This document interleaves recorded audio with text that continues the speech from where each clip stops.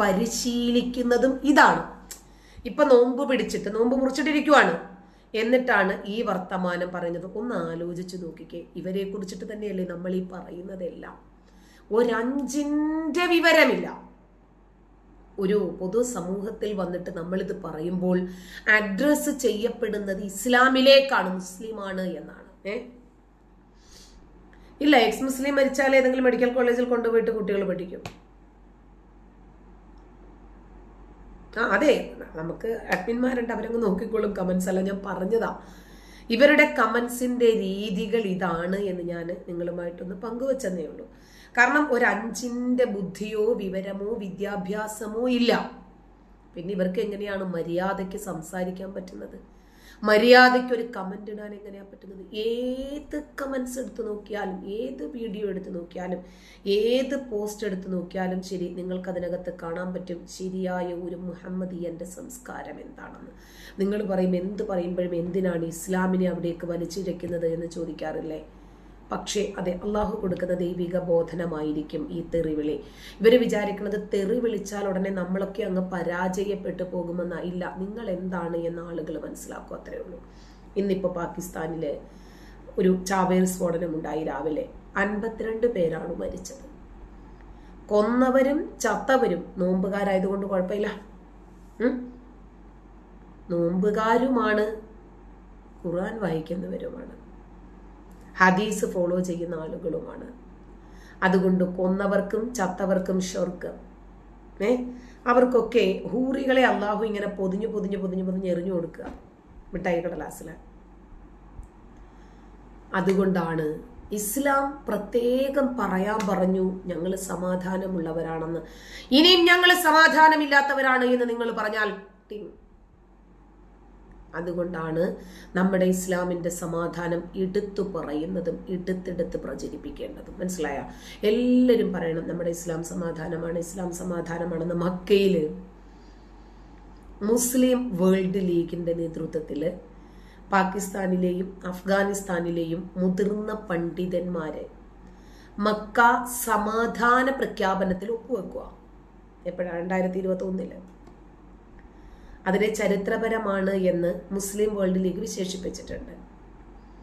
ഇസ്ലാമിലെ സമാധാനം, സഹിഷ്ണുത, മിതത്വം, അനുരഞ്ജനം, ഇതൊക്കെയാണ് ചർച്ച ചെയ്തത്. 5 സെഷനുകളിലായിട്ടായിരുന്നു അന്ന് ചർച്ച.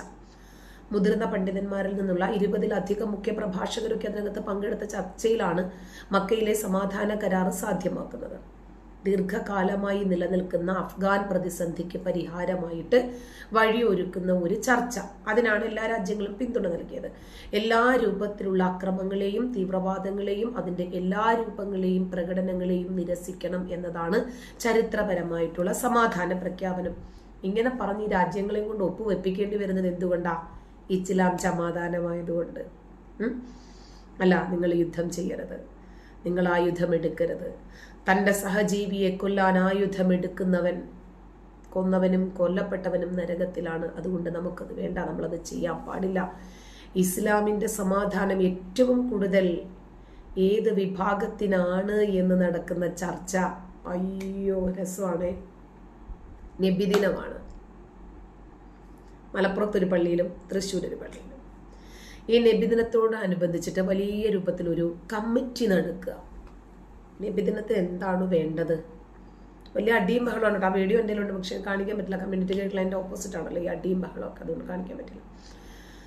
അപ്പോൾ വലിയ രൂപത്തിലൊരു സംഘടന നടക്കുകയാണ്. എന്താണ് ഈ സംഘടന? അപ്പോൾ ഈ കമ്മിറ്റിക്കാരൊക്കെ വന്നിരുന്നു. അതിനകത്ത് ഒരു വിഭാഗം പറഞ്ഞു, നമുക്ക് ചിക്കൻ ബിരിയാണി കൊടുക്കാം, നബിദിനമല്ലേ.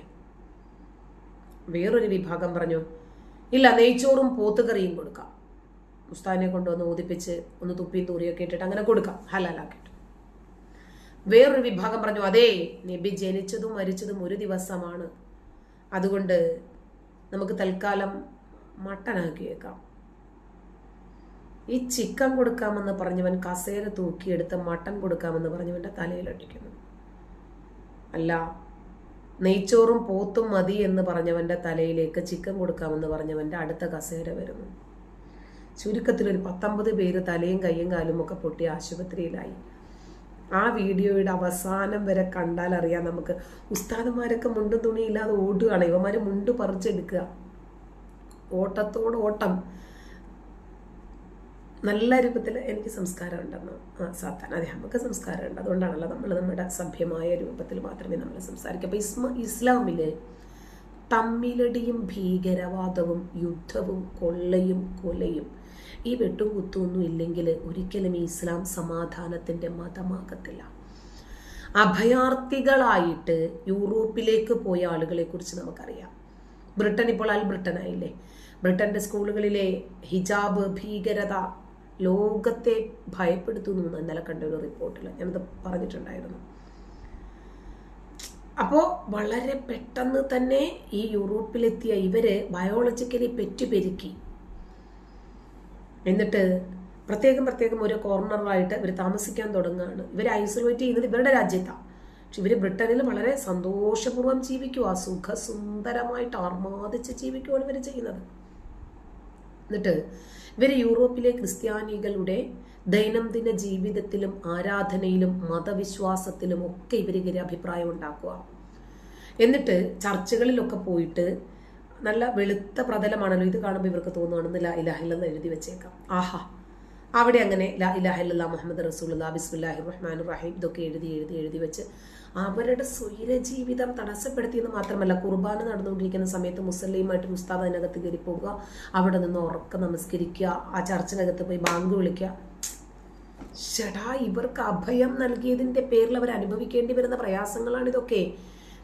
യൂറോപ്പിലെ തദ്ദേശീയരായിട്ടുള്ള സ്ത്രീകളെ മതം മാറ്റുന്നു, ലവ് ജിഹാദിന് ഇരയാക്കുന്നു, ലൈംഗിക പീഡനത്തിന് വിധേയരാക്കുന്നു. എന്നിട്ട് ഇവർക്ക് അഭയം നൽകിയ ആളുകളുടെ സമാധാനം തകർക്കുകയും അഭയാർത്ഥികളായ മുസ്ലിങ്ങൾ അവിടെ അധികാരം സ്ഥാപിക്കാൻ ശ്രമിക്കുകയും ചെയ്തു. ഇവരെ ആരെങ്കിലും പിടിച്ചു കയറ്റുമോ? ഇതൊക്കെ കണ്ടാല് തിരക്കേറിയ റോഡുകളിൽ ഗതാഗതം തടസ്സപ്പെടുത്തി മുസല്ല ഇട്ടിട്ട് റോഡിൽ നിന്ന് നിസ്കരിക്കുക.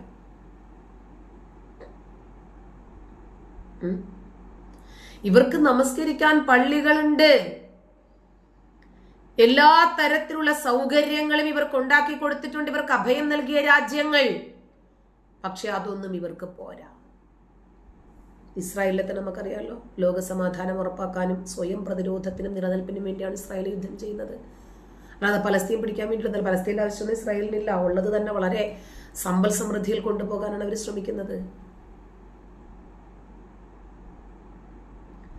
ലെബനൻ, ഗാസ, യമൻ മതവെറിയുടെ മറവിലെ ഭീകരവാദമല്ലേ അവിടെയൊക്കെ? ഇന്ന് എന്തൊക്കെയാണ് അവിടെ നടക്കുന്നത്?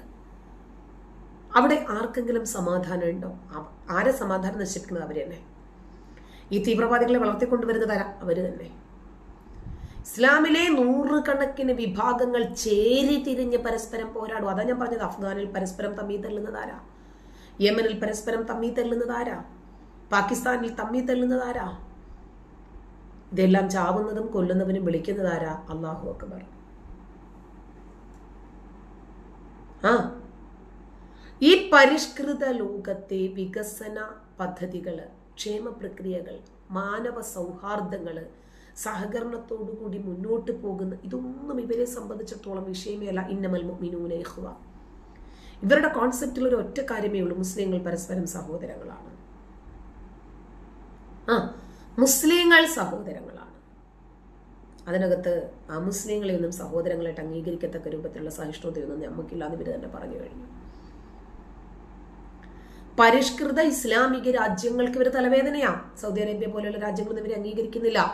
ഇവർ അമേരിക്ക അടക്കമുള്ള കമ്പോള വ്യവസ്ഥിതിയിൽ അധിഷ്ഠിതമായിട്ടുള്ള വൻ ശക്തികളുടെ ഉപകരണങ്ങളൊക്കെ ആക്കപ്പെടുക പലപ്പോഴും. അവർക്കൊരു പ്രതിയോഗിയായി വളരുന്ന ഇതര സാമ്പത്തിക ശക്തികളെ തകർക്കാൻ ശ്രമിക്കുന്നു. ഇവർക്ക് സമ്പൽ സമൃദ്ധിയില്ല. ആരും അങ്ങനെ അത്ര സുഖത്തിലെ സമ്പൽ സമൃദ്ധിയിൽ ജീവിക്കണ്ട. അതാണ് ഇപ്പൊ ഒരാൾ കുടുംബത്തോടെ സന്തോഷത്തോടെ ഭർത്താവ് മക്കളൊക്കെ ആയിട്ട് ജീവിക്കുന്നെങ്കിൽ അതില്ലാത്തവർക്ക് അത്ര സുഖിക്കുന്നില്ല. നിങ്ങൾ ശ്രദ്ധിച്ചിട്ടില്ലേ? ഈ സമ്പത്തുള്ളവൻ എപ്പോഴെങ്കിലും പറയുമോ എന്തിനാ പണം? ഇല്ലാത്തവനെ അത് പറയൂ. ഉള്ളവനത് പറയില്ല. വിദ്യാഭ്യാസമുള്ളവൻ പറയുമോ പഠിച്ചിട്ടൊക്കെ എന്താ കാര്യം, ഇല്ലാത്തവൻ പറയും. മക്കളുള്ളവൻ പറയോ, ഓ മക്കളൊന്നും ഉണ്ടായിട്ട് വലിയ കാര്യമൊന്നും ഇല്ലെന്നേ പറയത്തില്ല. ഇതെല്ലാം ഇല്ലാത്തവർക്കാണ് ചൊറിച്ചില്, മനസ്സിലായ? അപ്പോ ചൈനയ്ക്ക് ശേഷം ഇന്ത്യയെ അവർ ടാർഗറ്റ് ചെയ്യുന്നില്ല. എന്തിനാ? നോക്കുമ്പോൾ ഇന്ത്യ വച്ചടി കയറുന്നല്ലോ. ഒരേ സമയത്ത് സ്പ്ലിറ്റായ 2 രാജ്യങ്ങള്, പാകിസ്ഥാനും ഇന്ത്യയും. നമ്മൾ ഒന്നിനൊന്ന് മുടിഞ്ഞും പോകുന്നു, മറ്റുള്ളവർ ഒന്നിനൊന്ന് നെകളിക്കുകയും ചെയ്യുന്നു. അവരുടെ കഠിനമായ അധ്വാനത്തിന്റെയും പ്രയത്നത്തിന്റെയും അവരുടെ ഡെവലപ്മെന്റിന്റെയും അവരുടെ സഹിഷ്ണുതയുടെയും അവരുടെ കഠിനാധ്വാനത്തിന്റെയും ഭാഗമായിട്ടാണ് ആ രാജ്യം വിജയം പ്രാപിക്കുന്നത് എന്ന് ചിന്തിക്കാൻ ഇതിനകത്ത് മതമാണെങ്കിൽ പറ്റില്ല. മറിച്ച് ഇവർ ചിന്തിക്കുന്നത് ആകെ ഒരൊറ്റ കാര്യമേ ഉള്ളൂ, അയ്യോ ഇവര് ഭയങ്കരമായിട്ട് വളർന്നു വരുവാണല്ലോ, നമ്മൾ തളരുകയും ചെയ്യുന്നു. അത്ര സുഖത്തിൽ അവര് ജീവിക്കണ്ട.